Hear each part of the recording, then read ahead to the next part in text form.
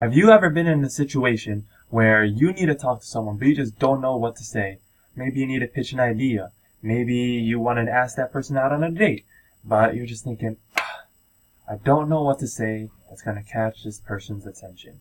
I don't know how to say it, and I don't know how to say it in a clear, concise way that's going to make them think, okay, I think I want you.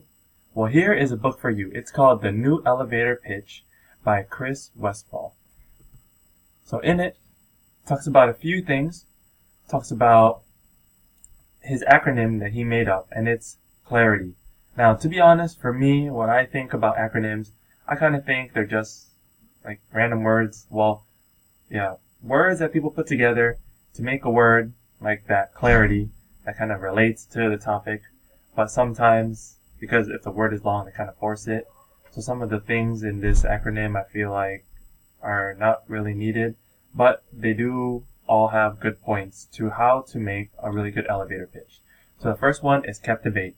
And when you talk to someone, when you want to give a pitch, you can't just go up and say, hi, how are you? Well, you can, but it's not the most interesting thing, which is what the book says. Like if you watch the infomercials on TV, they always start off with someone with a big problem and they're trying to solve it. Like, how many times have you looked for Tupperwares but you can't find the lids?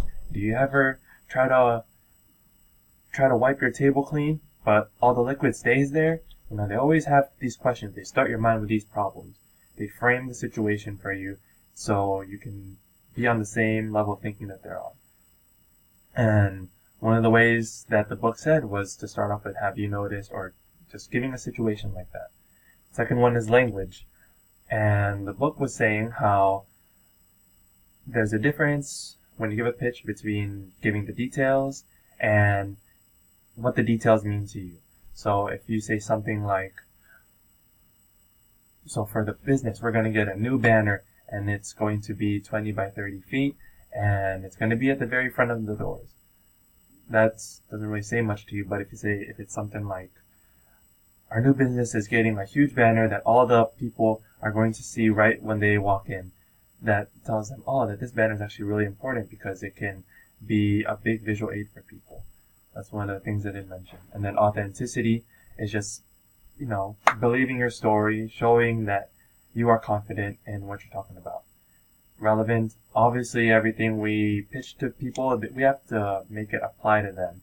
You can't just pitch something that they don't find what's useful to them. That's why you need to find out what's their why. And then you need to inspire them. You need to figure out, okay, what kind of problem do they have that maybe I can change, that I can really fix? And you need to focused on their situation. You need to be aware of the current environment, the status quo, and that can help you get your yes. Why?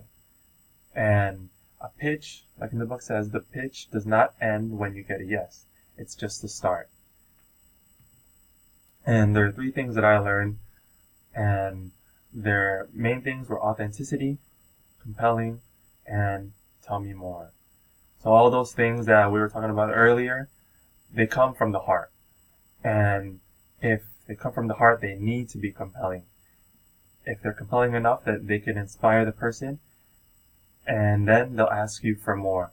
Now, when you give a pitch, you don't want to say everything all at once. You need to give them like little pieces here and there so that afterwards they'll think, oh, that is pretty interesting. I kind of wish I knew more about that. Can you add, tell me more about this, tell me more about that.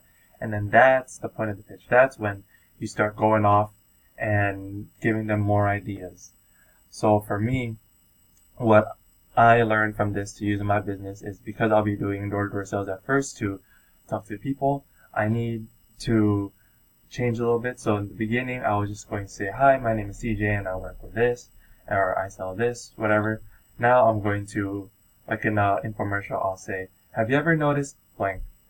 And I want to have different sales pitches for different situations. So maybe some to family and friends who already know me, so it'll be more tailored to them. So it just won't feel robotic. And that's what I think about the book and how it's helped me. And I really recommend it if you need a pitch to give.